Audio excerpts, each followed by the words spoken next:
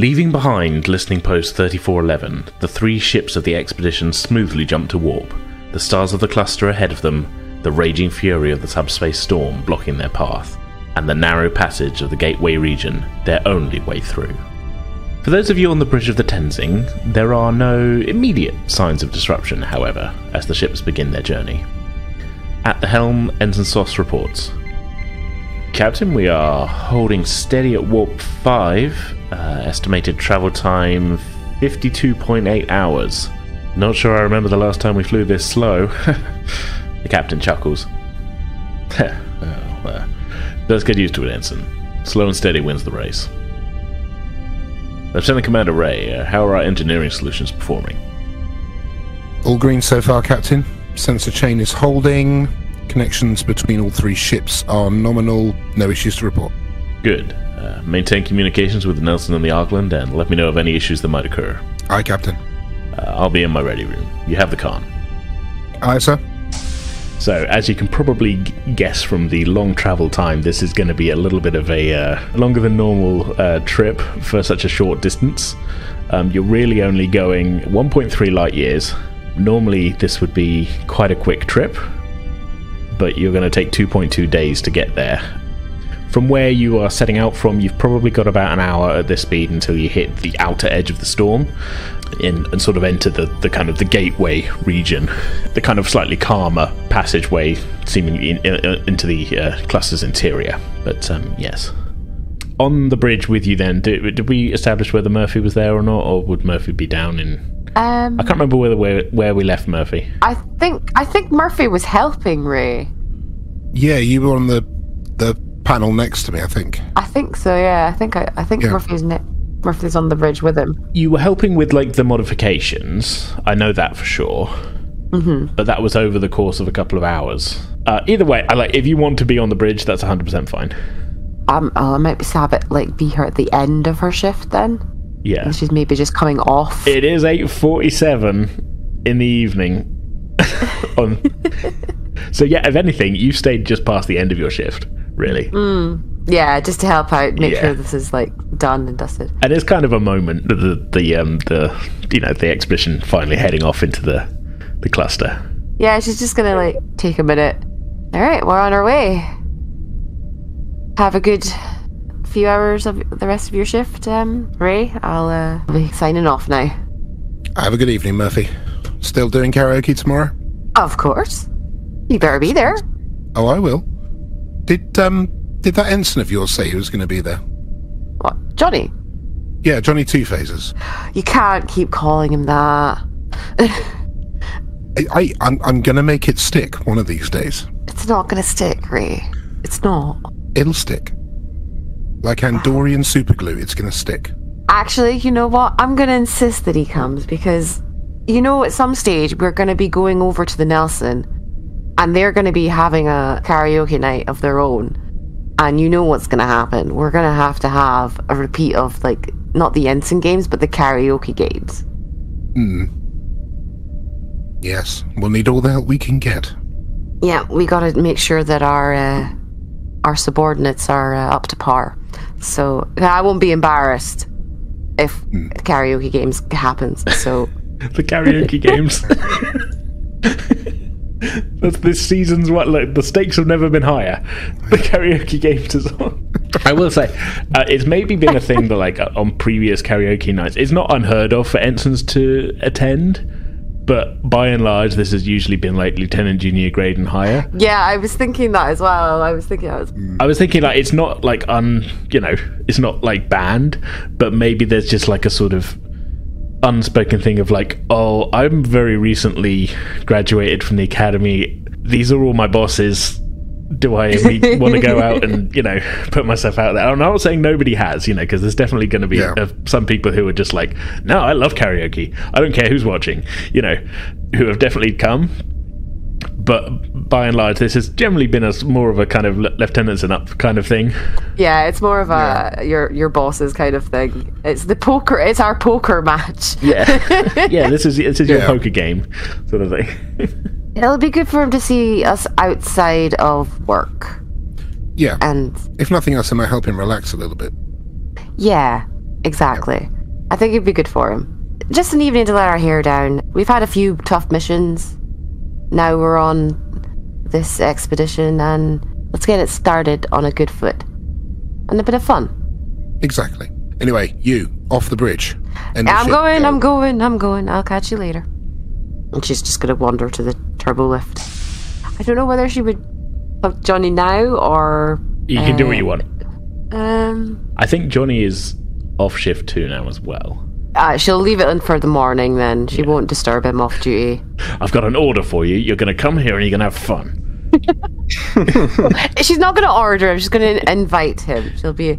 Sota will be there. I don't think she'll invite the angry Klingon. Baraka. Yeah, she won't invite Braka. I don't think it's Braka's thing. Not unless we're doing Klingon opera. Yeah. No, she will leave it in for when she goes back on shift. Okay. But you can do what you want though now. That's all I'm saying is like you're off duty. The evening is yours. Well, she's going to unbutton the top button of her uniform just to like loosen the neck and be like, yes, good, this stuff worked. She's gonna head down towards her quarters. Okay. It's a very short ride as you go from deck 1 all the way down to deck 2. Oh, am I in deck 2? I didn't realise I was in deck 2. Gosh, I would have taken the stairs. What I'm saying is you will be stepping in and immediately stepping out again, basically. That's fine. Right, she's going to go to quarters, she's going to change, and then she's going to head towards the Bajoran meetup. And they're just, like, going over some Bajoran holy texts. Yeah. And, like, she's just going to be talking and having tea with them. She's really on this journey of, like, learning about everything, and she's just, like, taking bits at a time. Yeah, I think we could probably say, like, this isn't, as I say, this is a fairly informal kind of meetup type thing. A civilian Bajoran who has sort of set this up as again, like a kind of informal, like, hey, fellow Bajoran folks. It's a social group sort of thing, but he's a sort of travelling priest figure. He's in his late 60s, who you've sort of gotten to know, fairly well over the last few weeks. He hasn't just joined the ship. He joined probably Earth. You've gotten some of the details of his life from him, but he used to work in he used to be a priest on Bajor, and then following the war decided he wanted to see a bit more of the galaxy and spread the word of the prophets to those who were happy to listen, I guess. And he's found his way aboard the Tenzing, and you have started attending this kind of informal. He's not called it like a religious meeting, but it a lot of it obviously is. There's a lot of religion wrapped up in Bajoran culture, isn't there? So inevitably that comes up as a topic of much conversation. But in general, it's just a kind of casual Bajoran meetup, which today is being held in a crew lounge on deck 6. And Murphy's going to head along to that. How are you doing, Cal? Oh, very well, Commander. It's good to see you once again. I see we're at warp now. We're underway. Yes, we had a few logistics to work out to try and make this journey as smooth as possible, but I think we've managed it pretty well. A little bit slow, but we'll get there. Slow progress is still progress. Exactly. Heading in the right direction. Good. May the light of the prophets guide us, and all that.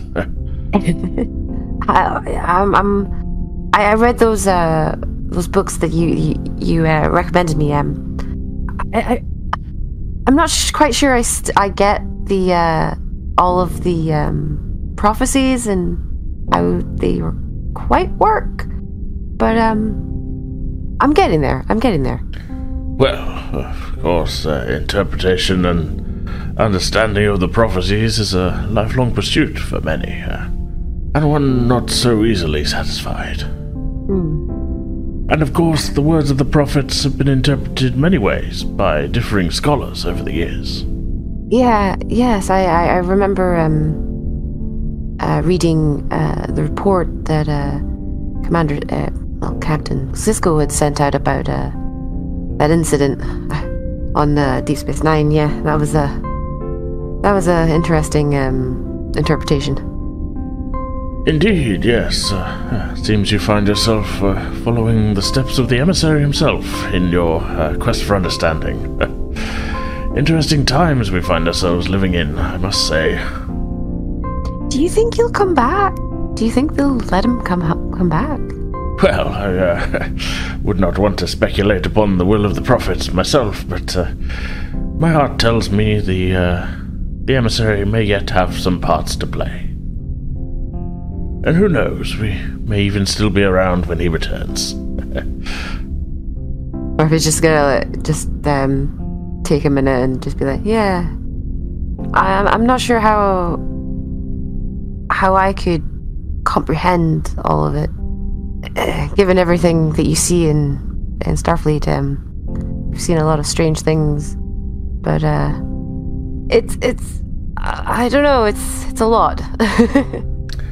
My priestly training would perhaps suggest that there are many things in this universe we're not meant to understand. For everything else, we can only try our best. That's true. And do the right thing at the same time. Oh, well, of course, yes. Still, on a more immediate and lighter front, would you care for a drink? Yes, I'd love one. Thank you. He turns towards the replicator. I developed something of a taste for this beverage while on my travels on Earth. Before I came aboard the Tenzing, I find it most pleasing. Perhaps, you may not have heard of it. It's called a Dr. Pepper. Murphy's just gonna smile. I know of Dr. Pepper. Yes, it's a carbonated drink on Earth. Ah, good. Marvelous, isn't it? You need to be careful when you drink it, though. It might keep you up at night. Indeed. Well, everything in moderation, I suppose. Comes back with 2 Dr. Peppers in glasses. He's not like he's not an animal. Yeah. So you're able to, I think, able to sort of engage in an evening of fun discussion. You're joined by, variously over the course of the evening, other Bajoran crew members. There's definitely, there's a sort of a smattering of them on board, and it's a pleasant evening. It's a nice chill evening talking about a culture that Murphy just kind of wishes that she had more time to explore as a child before her parents died, before her mother especially died. So she's kind of playing catch up on part of her identity almost. Yeah. She's enjoying hearing these stories and the tales of and the moral prophecies that have all the. I really need to read a bit more about it personally. Yeah. But yeah, no, I find it really interesting. So yes, you have yourself an enjoyable evening. What would Ireela be doing this evening? We kind of kept it a little bit vague as to whether she was on duty or not, didn't we? We kind of left off with you in sickbay in case anything immediately went wrong. But I think we could probably say after an hour or so, this seems to be a fairly normal warp voyage, at least in these initial stages. Yeah, nothing immediately happened, so No. Ireela probably feels quite safe to head out of sickbay. Yeah, I mean, your staff have been well briefed of and trained at this point as to if anything goes wrong, you know what to do and immediately let me know, sort of thing. Yeah, pretty much. Yeah. I think Ireela is probably in her quarters because she wants to listen to some music and run over in her head everything she knows about her nephew and that side of the family.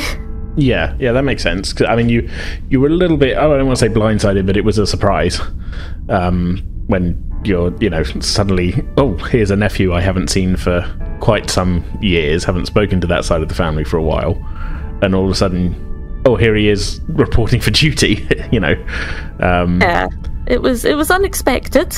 Yeah. Not a problem, just Okay, let's run over everything in my head and make sure I don't say anything stupid.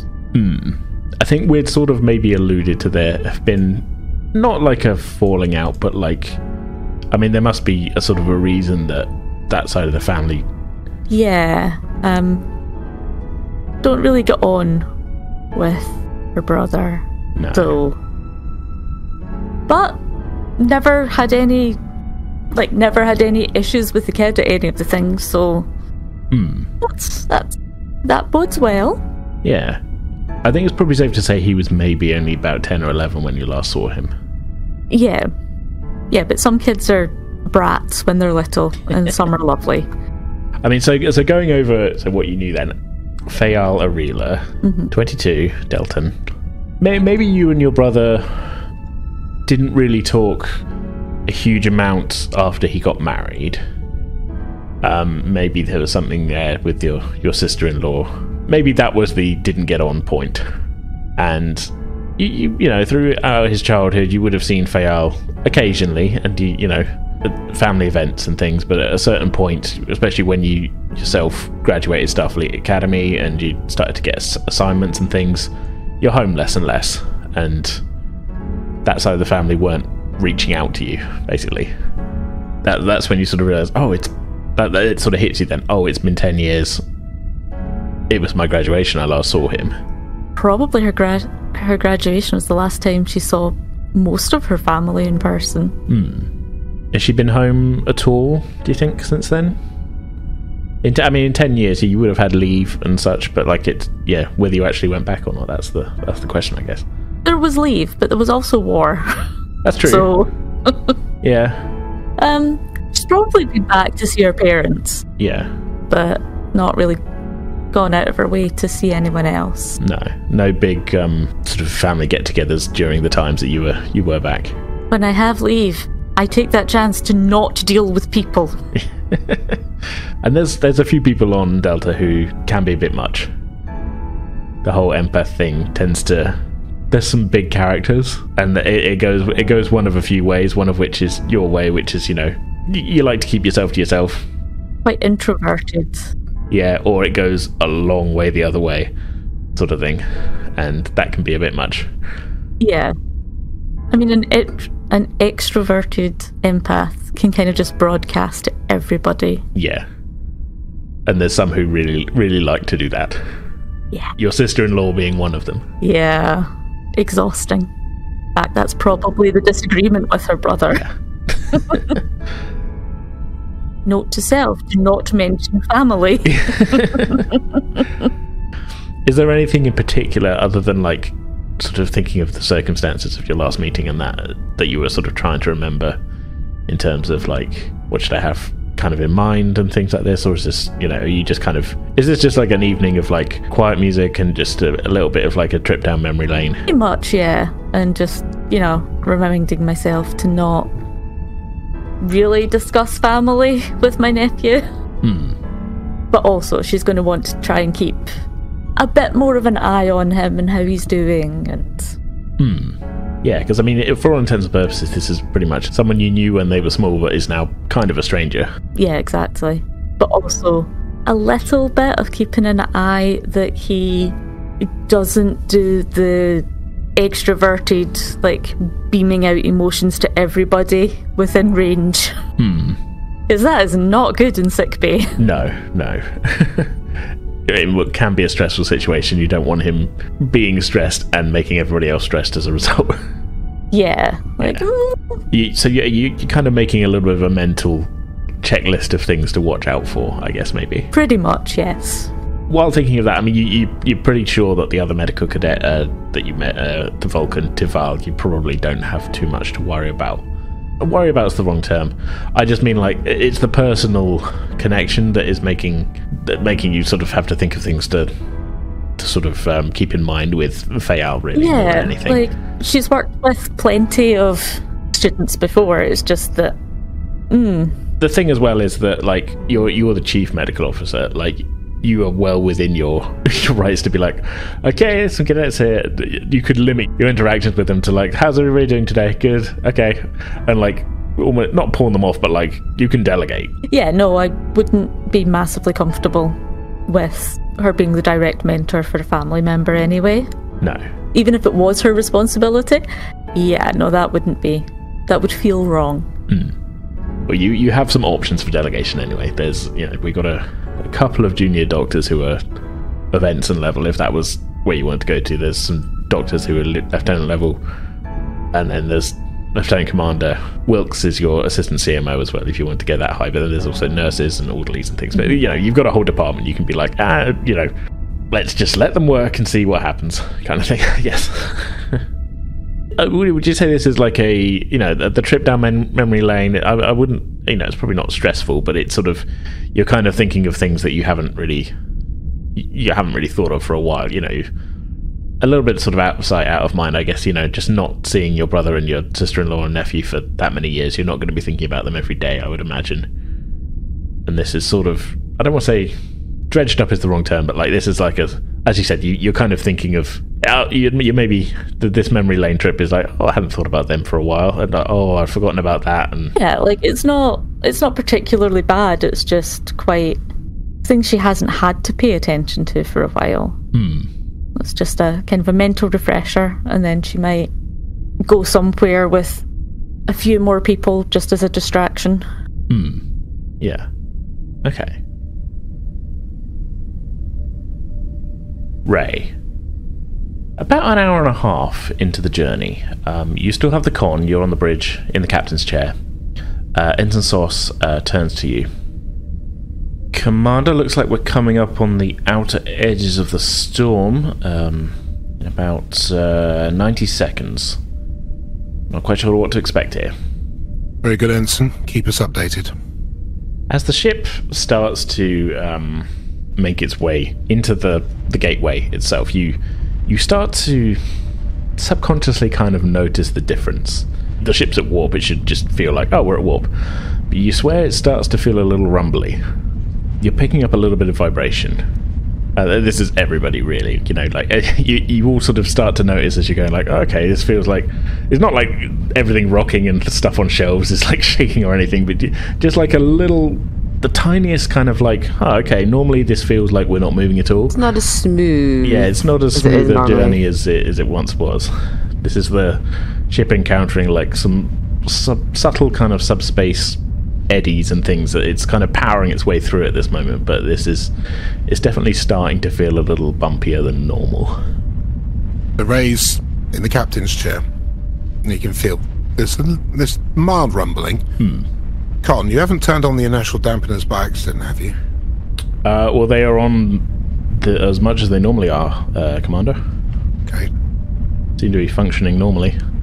How to explain the slightly bumpier traversal? Best guess, the subspace disturbances are a little higher than we anticipated. Let me try and adjust them. Yeah, see if you can compensate. Okay, I'm going to do a reason engineering check for Ensign Sauce then to see if we can make this adjustment. Can you roll 1d20 for me as well, Ray, just to roll for the ship, for the ship systems. Okay. And that would be structure engineering, I think. So you're aiming for 14 or under. And there's a difficulty 2 overall. And I have actually rolled a 14. Oh, sweet. Okay, so that's one success. So I'm going to roll for Sauce. I need 10 or under. Sauce isn't great at engineering, but let's see how we do. I got an 8 and a 5. So, okay, that's 3 successes. So that's good. I rarely get to roll these checks myself, so this is good. I'm a player, guys. I get to play the game. Hey! Few seconds he's kind of adjusting things on the helm controls, and the bumpiness starts to smooth out a little bit, and then it goes back to how it normally feels. I think that's dialed in now, Commander. We might have to recalibrate as conditions change, though. Good work, Ensign. Keep us informed. Aye, sir. Okay, so at this point we're, let's say, 2 hours into our 52-hour flight into the cluster. It's about 10 p.m, I think. Easy to say. So, yeah. What's Johnny up to at this point? I mean, we haven't sort of, I don't know if we've sort of said whether Johnny's much of a night owl or not, but you would have finished work at 8 p.m. I think he starts his days pretty early to train, so after taking the cadets round for their tour and then dropping them off for the evening back to their... the cadets all have assigned quarters on lower decks than you are on. Also sharing as well. I don't want to imply that they've got it better than you and Bonge. So yeah, after I've dropped them all off, I think Johnny's going to go back to the quarters. If Bonge is there, then he'll just kind of recount the day and shoot the shit with him for a little bit. And it would be a relatively early night, all things considered. He's got work again tomorrow, presumably, so it's not very exciting, but that's the way it's going to go. Fair enough. No, I mean, look, sometimes that's the way it goes. It's been a busy day, but you've been given some new responsibilities. You've had time now to catch up with your roommate, who Bond also recounts. It's been a pretty busy day for the engineering department as well, getting ready for this, and his whole department was probably involved, I guess, in some of the modifications that had to take place. So he's also feeling a little bit pooped. But so I get just an early night for the ensign buddies. Yes, indeed. Yeah. In that case, then back to the bridge. So Ray, I guess you were on shift. I guess if you're on second shift, then you're on shift till about midnight. The captain does come out of his ready room at a certain point and kind of checks in with you. He doesn't appear too concerned about the inertial dampener issue. Well, keep an eye on it, Commander. A little bit of bumpiness. If that's the worst we have to handle, then this crossing will have gone even smoother than I was expecting. Not every day we fly into a subspace storm, after all, is it? Definitely not, sir. If you need me, I'll be turning in for the night. Of course, let me know if any major emergencies crop up. Understood, sir. Have a good night. Gives the bridge one last look around. Keep up the good work. I'll see you in the morning. I'm thinking pancake breakfast. Good night, everyone. And he steps on the turbo lift and leaves the bridge. Never before have I had a captain so obsessed with pancakes. And Ensign Sadler turns to go, I have. She gets a faraway look in her eye. So yeah, about midnight, you are relieved by Commander Tallinn. I stand up and I say, Commander on the bridge? She looks around and thank you, Commander. Please report. No unusual activity except for some mild subspace turbulence. So far, we are plain sailing. Sir. Good. Very well. Dismissed. Thank you, sir. Karaoke. And I do a little jaunty jog to the turbo lift. Yeah. Okay, you got 19 hours until karaoke night starts, but like. Yeah, but we're within the 24-hour period. Yeah, you are within the 24-hour period. So like, you've been looking forward to this. It's only once a month. Yeah. Okay. Well, it's midnight. You are off duty. The night is yours, I guess. The night is mine. Ray's just going to head down to his quarters and turn in for the night. He's excited about karaoke night, but he's also, in the back of his mind, he's also quite excited about this mission, that it's finally underway and everything that's gone on prior to them beginning is kind of in the rearview mirror. So he's quite happy with himself, and he gets ready to turn in, and then he goes to his he goes to the bed, and for a brief moment he looks and thinks something's missing, and then he remembers, oh yeah, it's that thing I destroyed, that climbing axe. Oh well, got space for a succulent now. Brighten the room up a little bit. Well, you have botanists on staff. You can figure something out. Yeah. You are just getting ready for bed, and you once again feel the rumbling through the decks. Oh, rumbles again. A few seconds later, it dies down. Bear in mind, you would know that the way that they're compensating for this is turning the inertial dampeners up higher each time. Yeah, we're papering over the cracks. Yeah. Yeah. Sort of implying that things are getting a little bit more... The passage is getting a little bit more rough the further through you go. Feels the rumbling and then tries to put it out of his mind and puts his head down the pillow. But something in the back of his mind says this is not getting any better, and we've got well over 40 hours left of this journey. So Ray sits up in bed, he grabs his communicator and taps it. Commander Ray to engineering. Engineering here, how can we help, Commander? You don't recognise the voice. Engineering, is the chief up? Not at this time, sir, no. We're, I think, expecting him in when Alpha shift come on rotation at 8 a.m. Fair point. How many of you are down there at the moment? Full complement, sir. Right. Who am I speaking to, by the way? Lieutenant Stevens, sir. Lieutenant Stevens, gather 3 of your best officers, and I'll be down to engineering in 5 minutes.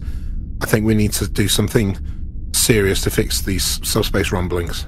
Yes, sir, I'll put a team together. Ray out. Ray gets back into his uniform and heads down to engineering. Okay, you've had like an hour and a half sleep. Flagging a bit, yeah. He's flagging a bit, but he wants to try and get something. He wants to try and get something sorted because he was on the bridge when it started, and he knows that it's getting worse. Yeah.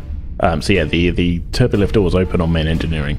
The warp core is humming gently in the way you know it does when you're at warp. Not high warp though, so it doesn't seem out of the ordinary. It's as expected down here. Lieutenant Stevens? Yes, sir. Human engineer steps forward. There's a small group of engineers gathered around central console. Lieutenant, thank you for agreeing to assist with this. So the reason I'm down here is because I had the bridge when we began the journey through the subspace storm.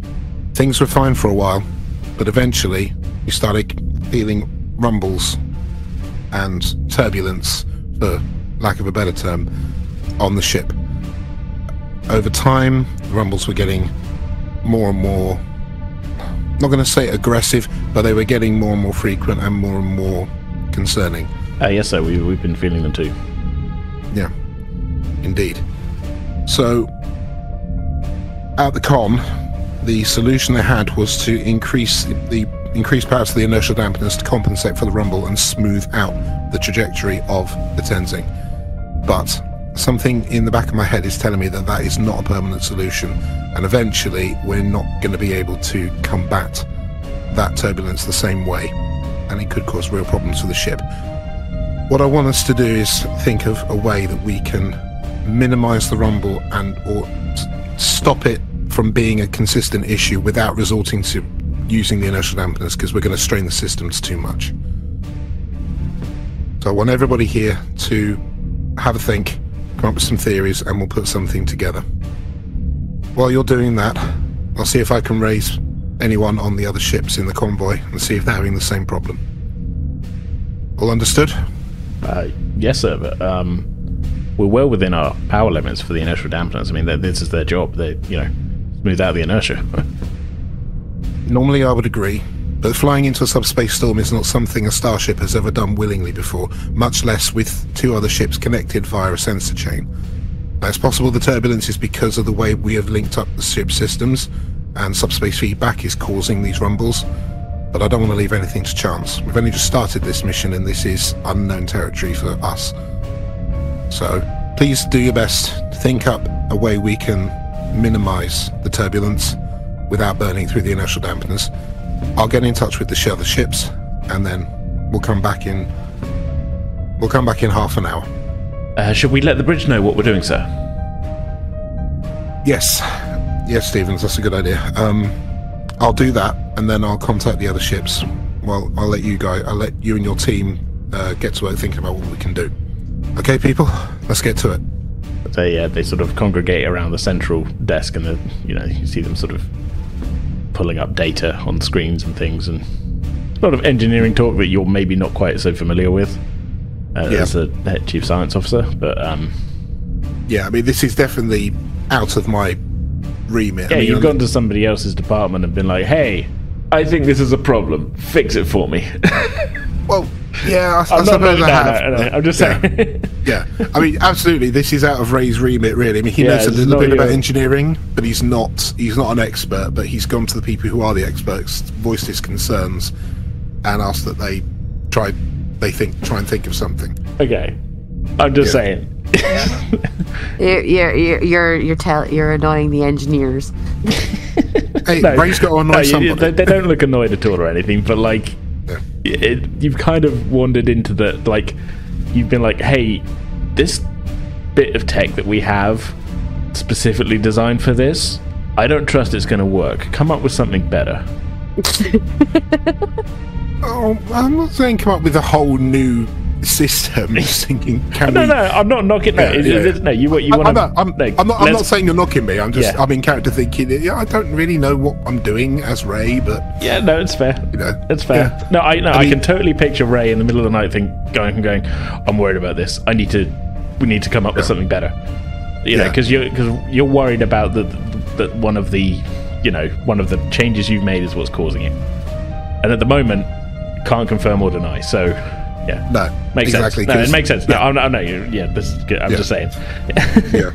I think in Ray's head, he doesn't want them to reinvent the wheel, but if there's a way they can, I don't know, there's a way they can cut extraneous systems to help compensate or something in that area without getting too technical, then he's going to pursue it.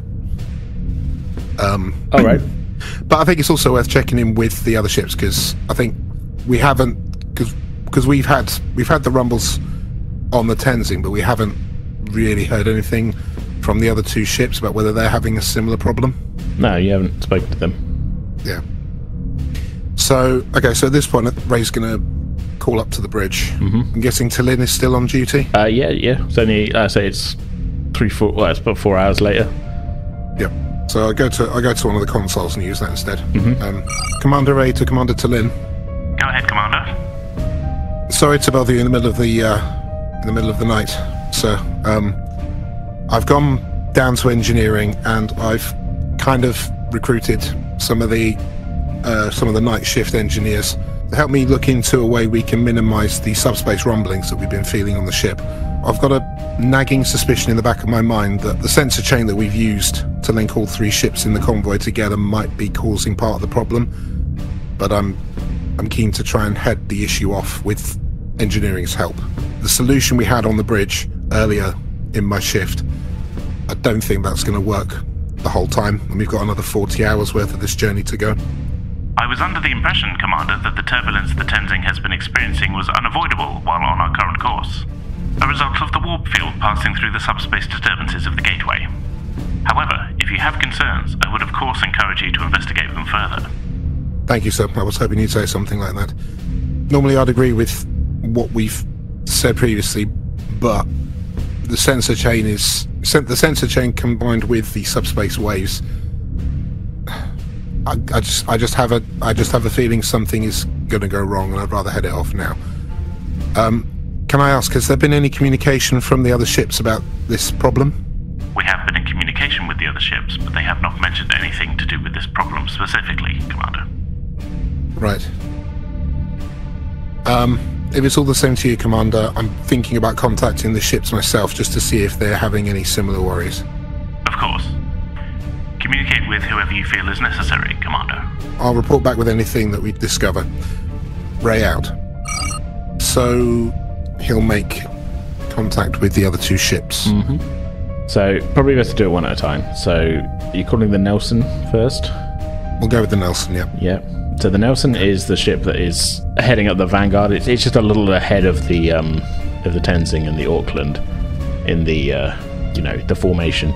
Not a huge amount. The ships are flying kind of in formation, but that's the one that's kind of out in the front. It's the Excelsior class. Yep.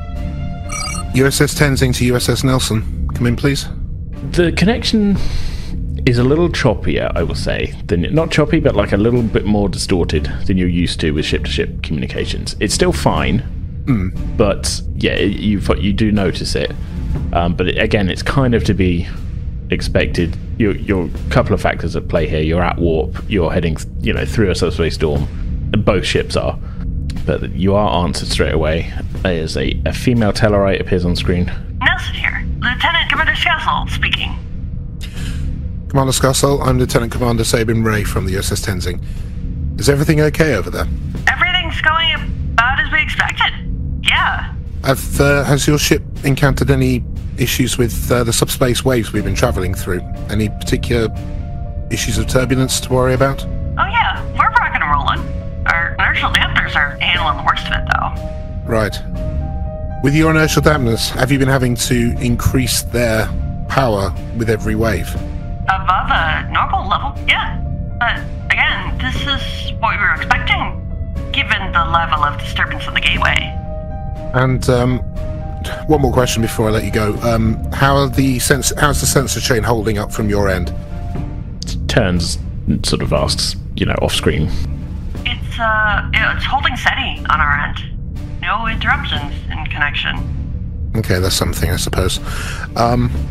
Very well. What I would like to ask of you, if it's not too much trouble, could you send a subspace cache to the Tenzing with any seismic readings that come from future turbulence with the subspace waves? I'm working with our engineering guys to see if we can minimize them even further. Yeah, I can have that added to our data feed. You should see it in real time. Thank you very much, Nelson. I'll let you get back to it. Tenzing out. And, okay, so then next communication to the Auckland. Mm-hmm. USS Tenzing to USS Auckland. Please come in. Auckland here. Bolian appears on screen, who you recognise as Captain Kerata. Ah, Captain Kerata, good evening. Oh, good morning, rather, I should say. Yes. Sorry to call you up so early in the morning, sir. That's fine. I'm on third shift this evening. I'll call you just in time. I just wanted to check in and see if you have been having issues with the subspace waves that the convoy has been hitting as we traverse through the gateway. What kind of issues? When I was on shift at the start of the journey, the subspace waves were hitting us and causing mild turbulence, which we were able to head off using our inertial dampeners and increasing the power every time a wave hit. But over time, the inertial dampeners have gone beyond their safe usability limits, and I'm just checking to make sure that there are no risks to any of the ships. Something in the back of my mind is telling me that we weren't fully prepared for what these waves could do to us, what they could do to the equipment on board ship. We have been experiencing turbulence, but well within our safety limits. Are you saying the Tenzing is in trouble? It's too soon to tell, but I'm concerned that the sensor chain we've set up between the ships, combined with the interference from the subspace waves, might be the cause of some issue down the line. What brought you to this conclusion?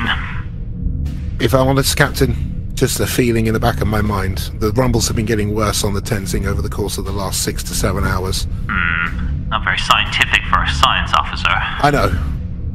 I'm down in engineering with the night shift crew of the Tenzing, trying to work on a way that we can reduce turbulence without resorting to pushing our inertial dampeners over the limits. I just wanted to check all variables and make sure there weren't any issues with the other ships. Because if we make a change to something, it could affect both the Nelson and the Auckland. That is true. What do you require from us? There are 2 things I would request. First of all, can you confirm that the sensor chain is still operational without any problems on your ship? He looks to one side again, as the other one does. I can confirm that. Okay. Thank you. The second thing is, could you arrange for all future turbulence, all future incidents of turbulence, could you have those your readings of those sent in a data packet over to the Tenzing? You could use the sensor chain network. So I want to try and piece together, see if there's a pattern to these waves that might help us to come up with a solution. Yes, of course. We can do that. Thank you, Captain. Apologies for being overly cautious, but this is a long journey, and I don't feel like we should leave anything to chance. Yes, of course. Better safe than sorry. Indeed, sir. Thank you. I'll leave you to it, Captain. Tenzing out. Yeah, I want to just state, you are nowhere near hitting your safety limits. No. But Ray doesn't know that. I mean, yes, he does. Multiple people have told you that. I suppose. So, at that point, he's going to wander over and speak to Stevens, and they'll discuss things. And okay, well, you return to the desk, Stevens, and without taking us out of warp, Commander, I can't think of a different way of addressing the problem. None of us can think of a way of retrofitting some kind of alternate inertial dampener, but if it's power for our existing systems you're worried about, then well, we can start taking systems offline. I mean, the holodecks would be the first one. And yeah, that might be a viable option. So, extra systems we could take offline. Holodeck, obviously. Karaoke bar. Oh, no. No. We're not taking the karaoke bar offline. Yeah, I'm just messing with you, Commander. I'm looking forward to karaoke night too. Oh, thank God for that. Because that evening is sacred, and I think we all know it. But in all seriousness, if we kill power to the holodeck and some of the storage areas that aren't currently being occupied on board... We could put the shuttle bays into low power maintenance mode. Yes, we absolutely could. We're not going to be taking shuttles anywhere while we're in warp. Well, we could reroute power from the weapon systems, although we would have to run that by Commander Murphy, so... Yeah, I don't want to wake her up this time of the morning.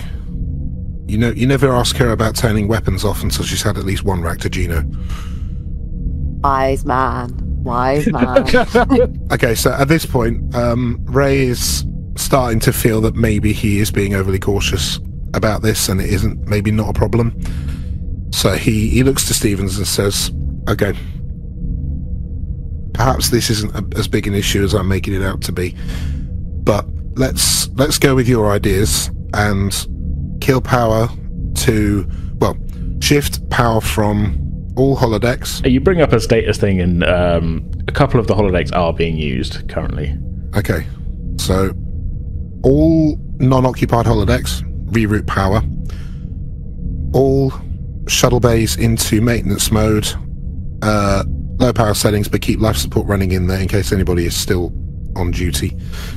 And any other storage areas on board ship that currently are not being used by on board personnel, reroute power from them, including lighting systems and any computer terminals that we can power down at the same time without ruining ship function. Pump that into the systems for the inertial dampeners, and in the meantime, just keep an eye on the data packets that come in from the Auckland and the Nelson. In case the turbulence gets any worse, we'll have records of what their ships are experiencing along with our own. He's sort of tapping away on his on the console as you're saying all this. Okay, that's the holodecks marked for shutdown as soon as they're unoccupied, and message sent to main shuttle bay to go into low power mode. Should go into effect as soon as the ground crews finish what they're doing. Was there anything else we can help you with, Commander?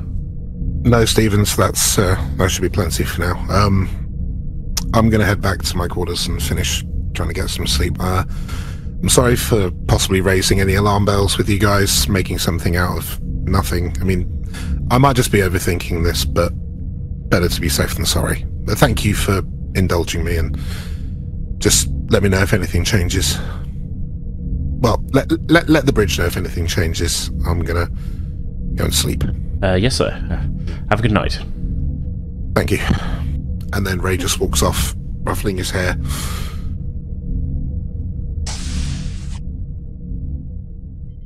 Morning rolls around. Johnny, you've had a great night's sleep. You wake up bright and early, as planned, fully refreshed. Well, I think the routine is to get up, do some stretches, get ready for the day a little bit, and then head down to the holodeck, aiming for like an hour. A good hour of training is his aim here. Yeah, so maybe you got up at like 6 a.m. then, just to... Yeah. So, yeah, he'll head down to the holodeck and is definitely put back by the fact that the holodeck's out. Yeah, I mean, you're used to walking up, just pressing your thing and computer load program Johnny 1 or whatever. You press the panel, you know, you're pretty much almost on autopilot, I think, at this point. You know, you're used to, it's a morning, this holodeck, nobody uses this holodeck this time in the morning. You get to holodeck 9, it's one of the smaller size ones. It's on the same deck as the sick bay and the gym.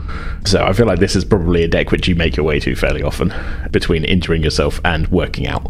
But yeah, you usually, you know, the holodecks around here this time in the morning, there's a few people around. There's people like yourself who are coming down to work out and stuff before their shift, go for a jog or something. But you're one of the few who, you know, would rather do that in a holodeck every morning than just on a running machine. So you get to your usual holodeck and press the activation button on the panel, and instead of what you're expecting, which was the kind of program selection screen, you're met with a warning that says, all holodecks offline due to engineering issues. Contact main engineering for more information. I think Johnny gives out a big... Okay. A run it is. And he starts a run around, like, the decks. At the same deck, or are you just doing a lapse of sickbay? I think... Is there anywhere in particular on the ship that might be very quiet, like an entire deck, that wouldn't have much going on at this point? Yeah, I mean, at this point...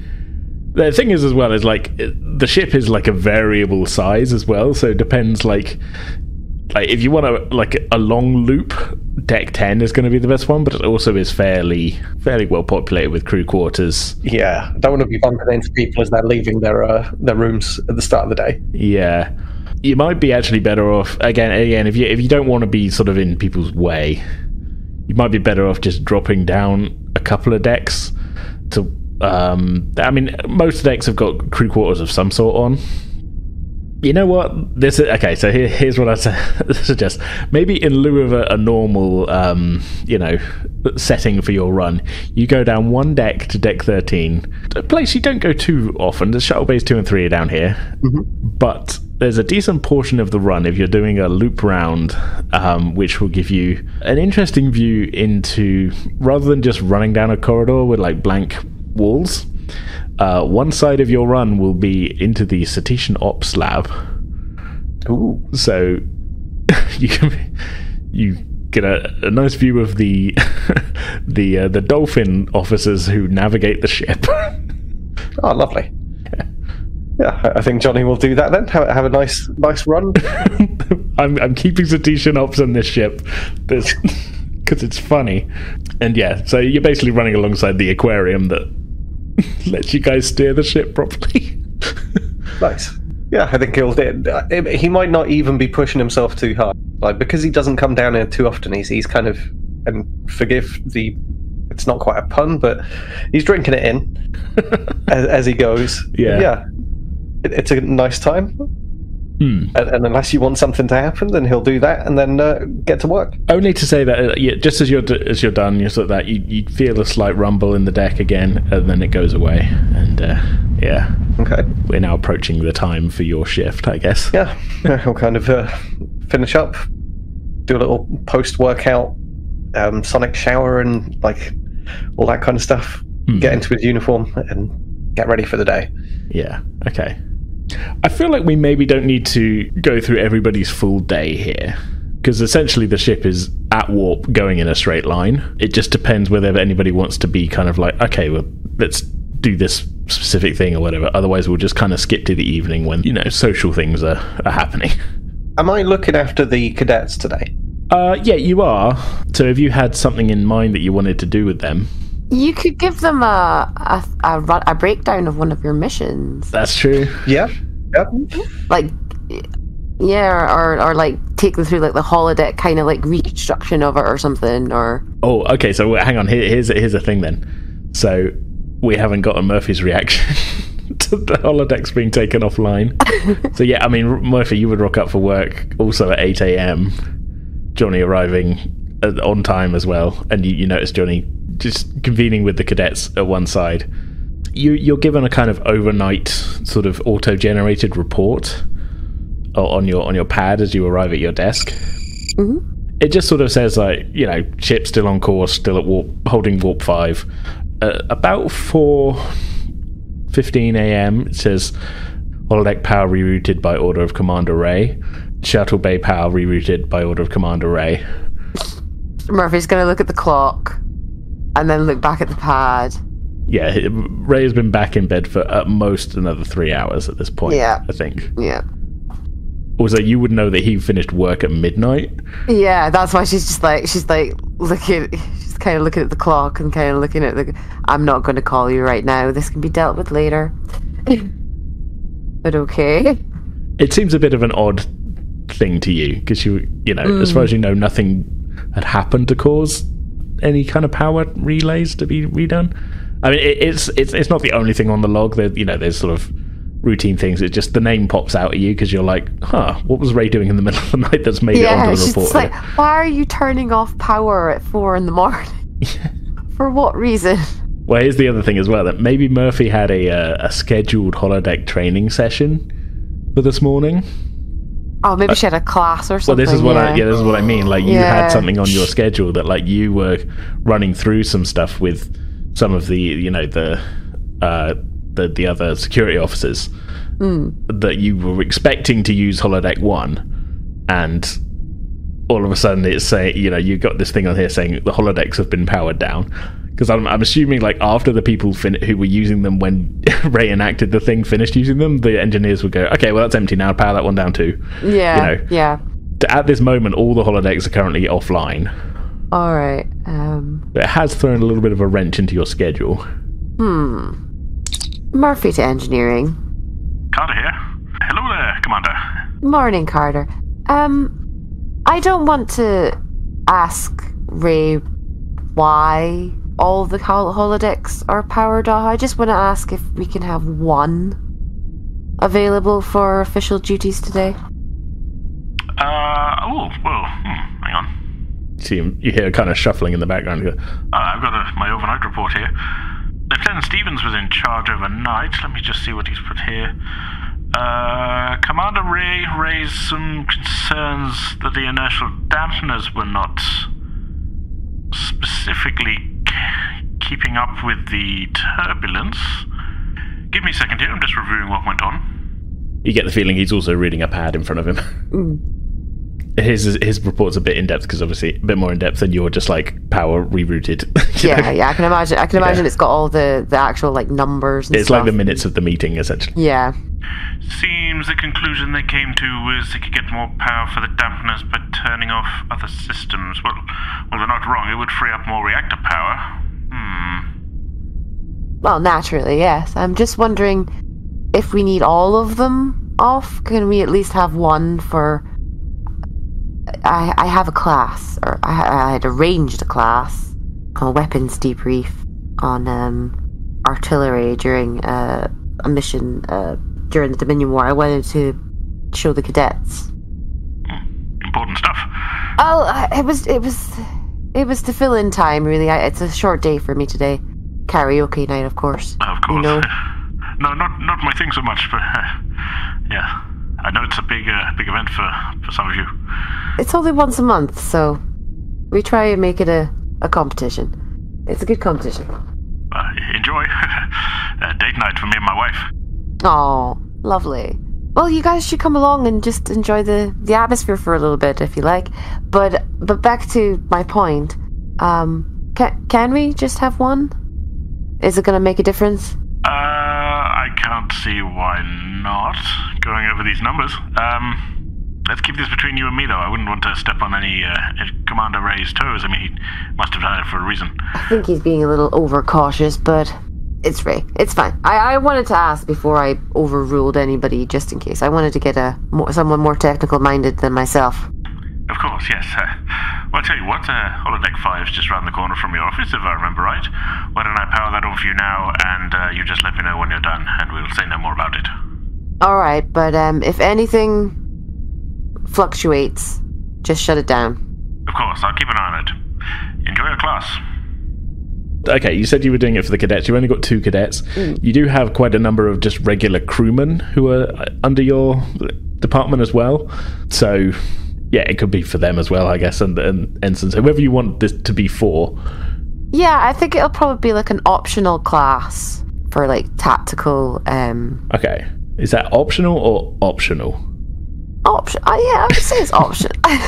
Like, it's not a necessary thing. It's just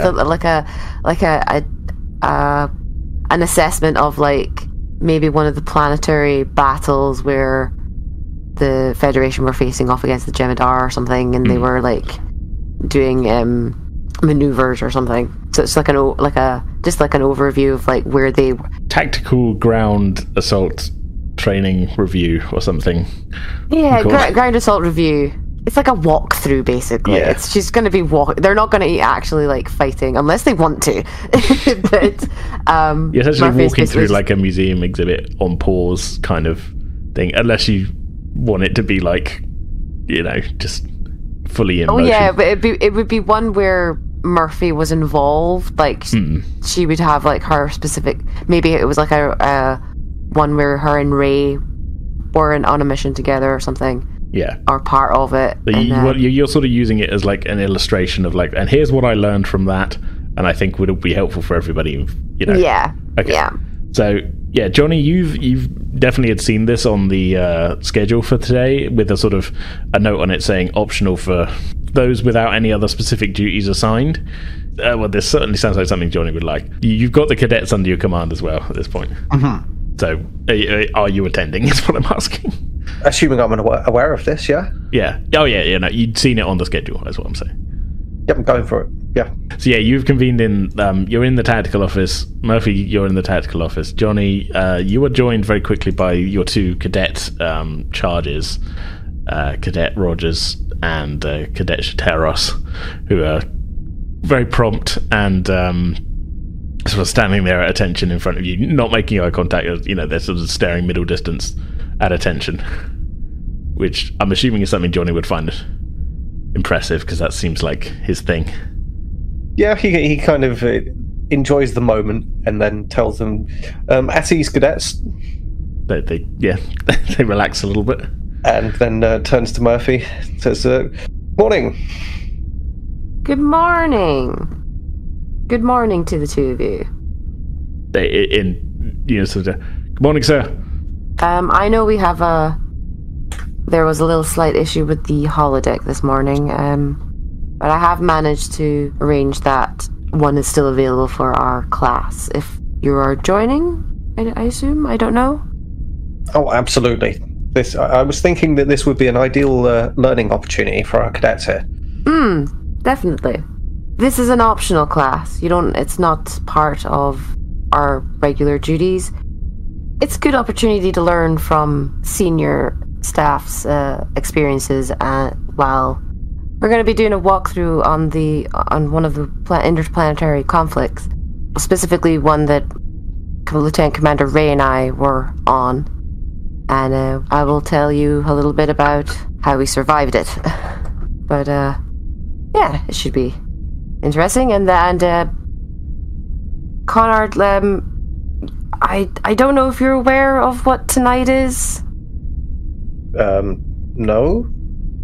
Tonight? All right. There's a tradition on the Tenzing among the senior staff where we have a karaoke night, and tonight is karaoke night. So, Ensign, you're allowed to come and spectate and enjoy yourself, but I'm afraid you're not allowed to partake yet. But it should be fun. Well, yeah, I'm happy to come along. Bonge and a few of the others will be there. Different departments will be inviting their own staff as well, but so you won't be alone. But yeah, it's karaoke night. I'm afraid, cadets, you'll be left to your own devices, but something to look forward to when you graduate the academy. Murphy's just gonna walk past them with her mug of coffee towards the doors. Shall we? You hear a snapping noise from across the room, and a quick look over. You can see Ensign Bereka has snapped a stylus in two, and is just looking down at her desk. She's also invited. She knows this. Is it just because she's like didn't invite her? personally invited? Is it because she's personally invited Johnny? Yeah, you keep personally inviting Johnny to join missions and things, and she's feeling neglected by her superior officer. Yeah, she's been here longer than Johnny and everything. Johnny's her favourite. Oh God. Johnny is trying to suppress a child in the corner. And that's how the rumours will start. Indeed. Oh my god. I can imagine Murphy's probably heard the snap but is deliberately ignoring it. Yeah. So you lead the way out of the office. Johnny and the cadets following behind. They're not the only people. There's a couple of other crewmen who are waiting by the holodeck 5 as you approach, including Lieutenant Sota is there, just sort of leaning up against the frame of the entranceway at the holodeck. Kind of give a little bit of a smile on her face. Thought I'd come and hear your war stories.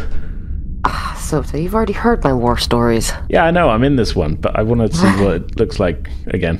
Am I going to have to go play-by-play of a war story now? I mean, it seems that way. Oh, God. You set yourself up for. Oh, no. So as you step into the holodeck, then, the group finds themselves in a sort of... It's a dark, smoky... It's a nighttime sort of scene. You find yourself standing on kind of a ridge, looking down onto like a sort of a quite wide battlefield, but it's very smoky and sort of hazy and fog, and it smells of munitions that have gone off here, so you can't see too far. This is definitely, you know, making good use of the larger holodeck here. The computer's loaded the program sort of in progress. You can see phaser fire flashing back and forth between the different lines. You've started some distance away from the battle itself. You haven't sort of dropped yourself into the lines straight away. Yeah, so it's like an overview of the whole field, and yeah, Murphy's probably just like pointing out maybe like where there's patches of light or where they thought the enemy was in relation to where they actually were, that kind of thing. Yeah, there's the rumble of artillery from both sides, sort of shaking the air a little bit as explosions are going off. Again, on either sides of the lines, there's kind of mud being thrown up into the air. The background noise, I mean, you've sort of done your best to recreate it. You've left out... Do you think you've maybe left out some of the screaming and things? Yeah, she's definitely have toned it down. Yeah. It's definitely not at the level of intensity as it was. No. Because I can imagine it was very bleak. Yeah, I mean, essentially, it's a battlefield. It was... People were getting killed all the time. Yeah. And, yeah, it was pretty brutal. Yeah, I think she's probably curbed a lot of the like major gore and all that. This is more of a like we're looking at this as from a tactical perspective. Yeah. Not an emotional perspective. Yeah, but even so, like the sounds and the shaking of the artillery and that feel very real, and then everything. As I say, it's all kind of playing out as you sort of watch it and that. Mm-hmm.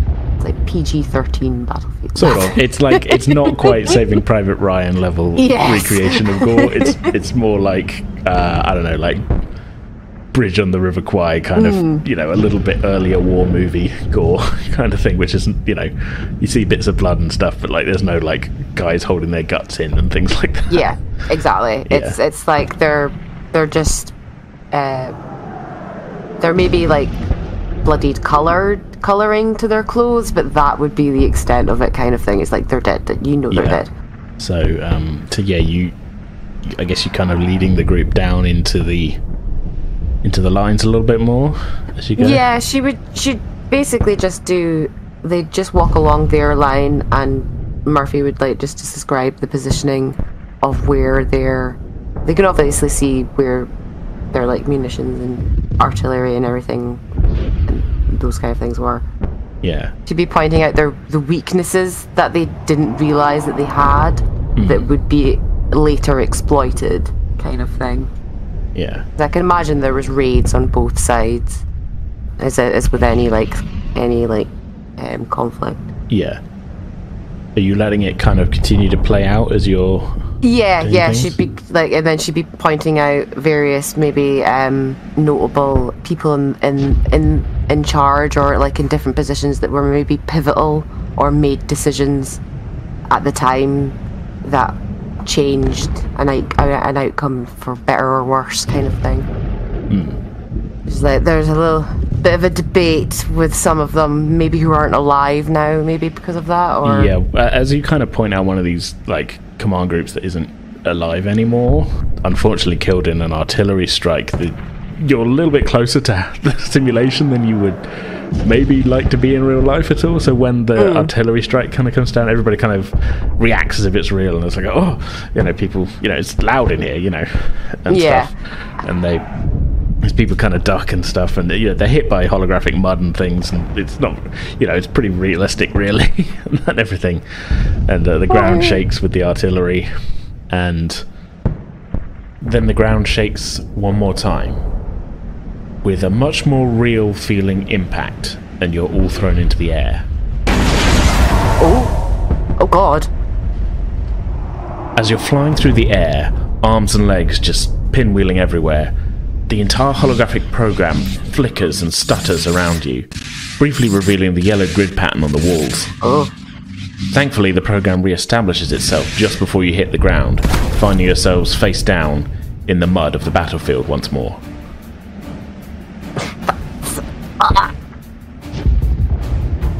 Murphy, you know that wasn't part of the program. To you, that felt like an impact on the ship itself. Oh, that kind of violent. Okay. Elsewhere in the ship, Ray, you were fast asleep in your quarters when whatever happened, and you were thrown bodily upwards, impacting the ceiling above your bed before landing back down in it with a crash. It's kind of a rude awakening. What the hell was that? Things are thrown everywhere. Ireela, I'd imagine you'd be in sickbay at this point. Yeah, You are thrown against the wall as the ship bucks suddenly. That wasn't much fun. Look around to check on everyone on shift. Doesn't look like we've any injuries. We don't really have anyone in sickbay at the moment. No, but the staff are picking themselves up off the ground. It looks like one of the nurses has cracked their head quite badly and is bleeding, and is sort of holding their hand to it. This is all happening so quickly, and it's at this moment that the alert lights come on and you hear the unmistakable tones of the red alert signal. Yeah. I direct one of the junior doctors to look after the nurse. I guess go over to one of the computers and try to figure out what the fuck. Yeah. Basically. As it's a sickbay computer, you immediately start getting in reports of injuries from across the ship.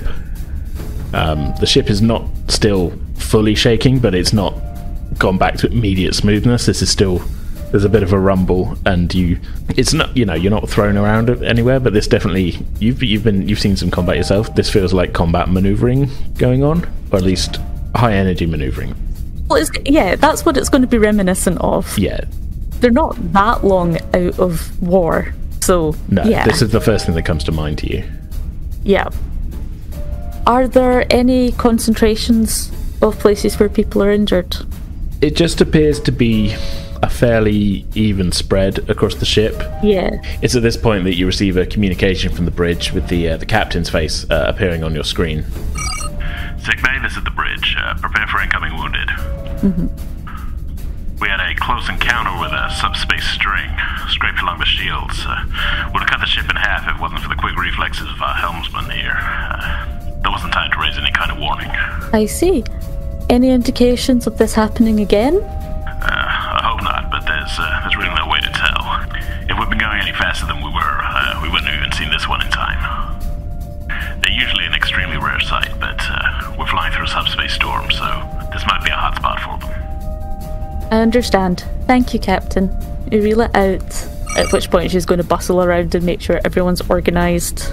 Yeah. Hopefully no particularly serious injuries, but no, over the next 5 to 10 minutes, I mean, reports start coming in. I mean, this is, people know their drills and that, and after an incident they know to like report to like their superior officer if they're on duty, or if they're off duty, to call into like a kind of muster station type thing for each deck, or at least make a personal report to that.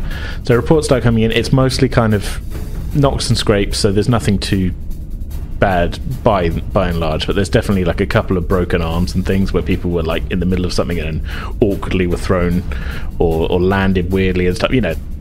I mean, it's a crew of 750 plus passengers. You've probably got a couple of hundred minor injuries, which won't need more than like a check over.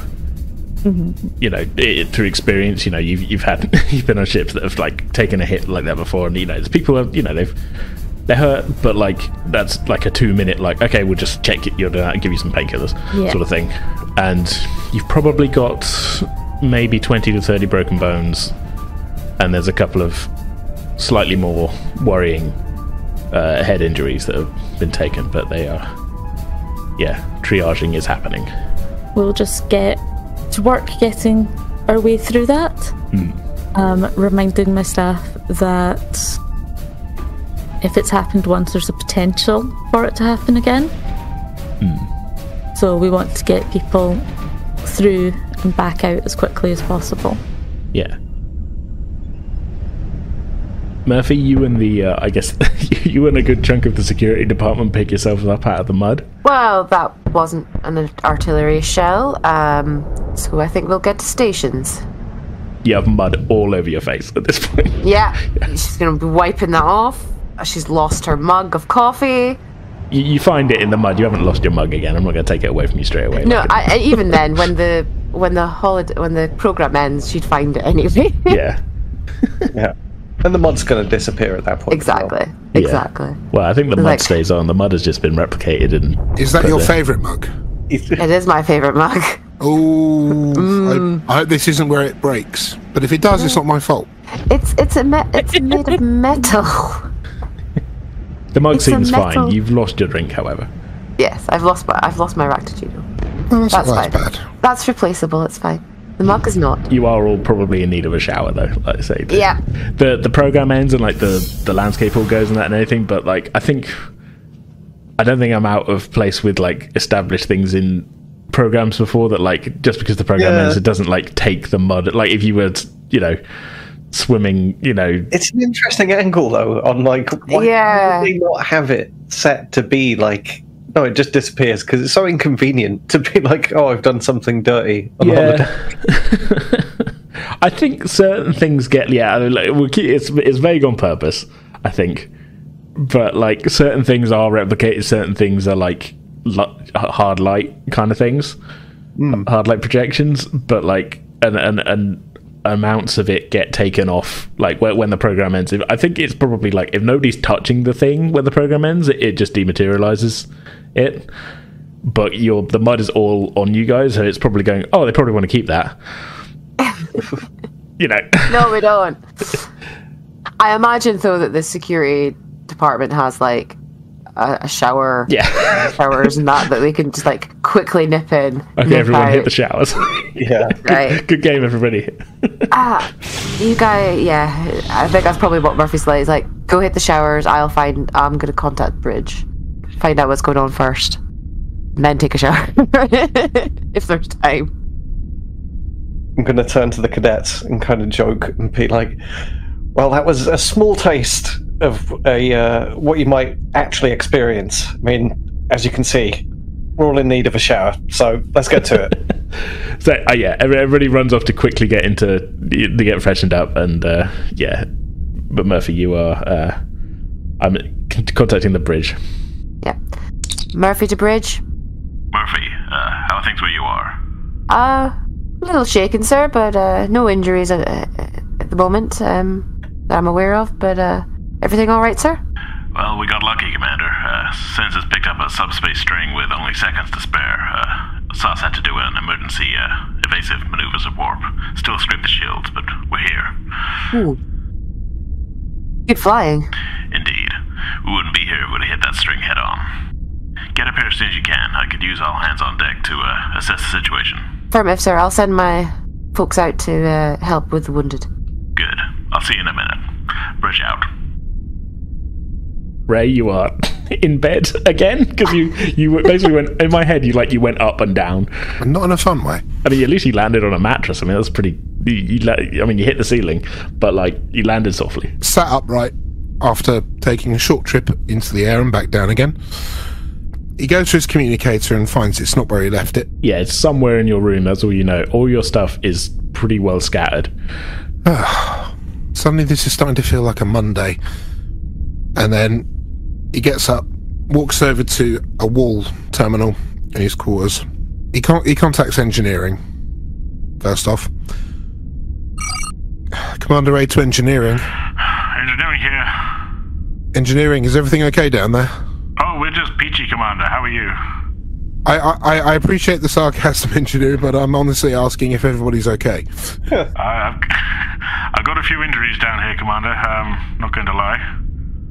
Any idea what happened? Just spoke to the captain. He said some good flying is apparently what happened. Some good flying to avoid some. We nearly hit a subspace string. Subspace string? Oh, blimey! What's the status of the sensor chain? Any issues there? Just a second. Auckland connection holding strong. A little bit choppy on the comms net. The Nelson is out of formation. Can you tell by how much? They are pulling ahead of us, pulling away. I can't raise them on the comms. Okay, I'm gonna head to the bridge. Ray out.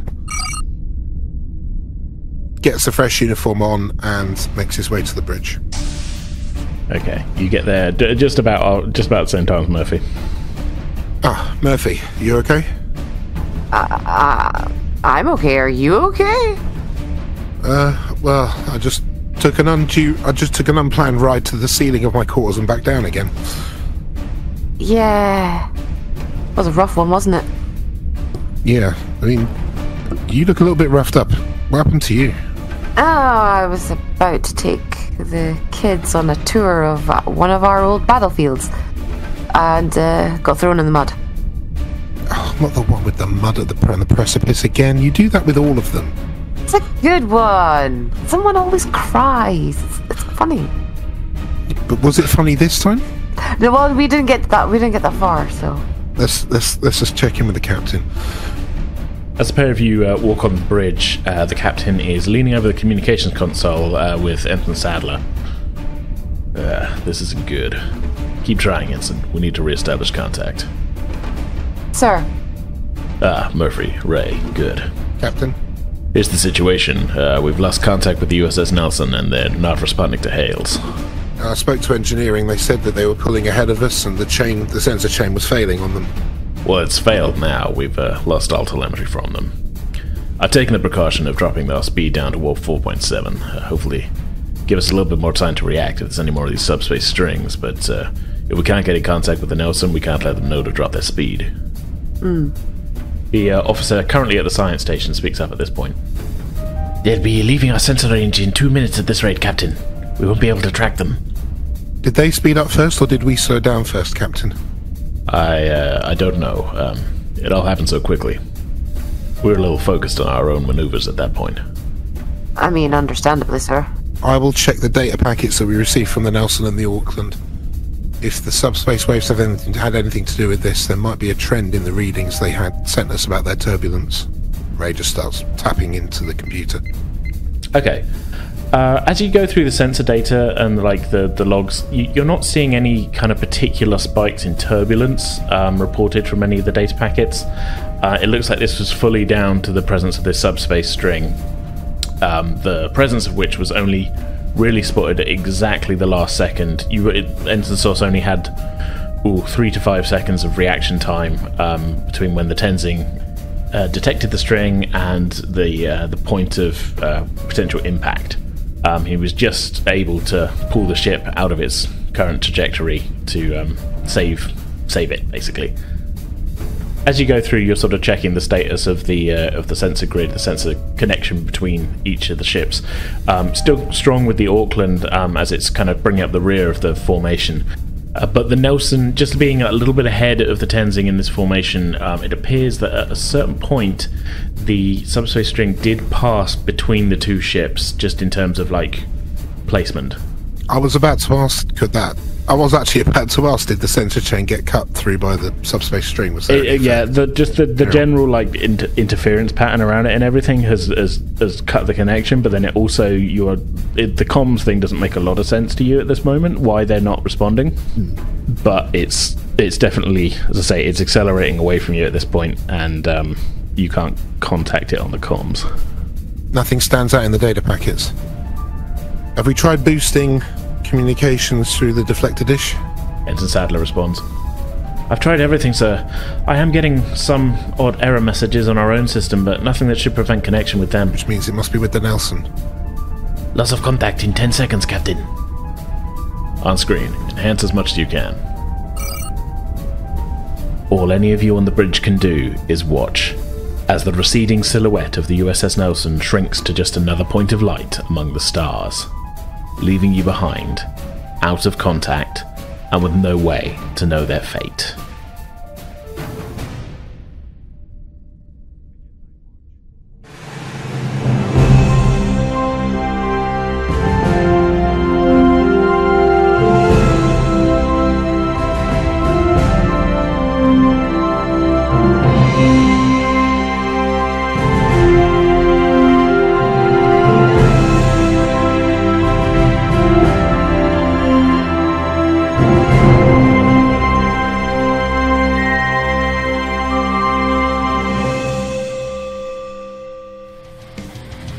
That's going to do it for this episode. We'll be back in 2 weeks' time on Thursday, June 20th for the next chapter of Frontier, and we hope you'll all join us for that. In the meantime, you can head to pretendingwithdice.com for links to all of our online presences, including our Discord server, merch store, Ko-Fi page, and much, much more. So yeah, for now, that's our show. We hope you all enjoyed it. See you next time.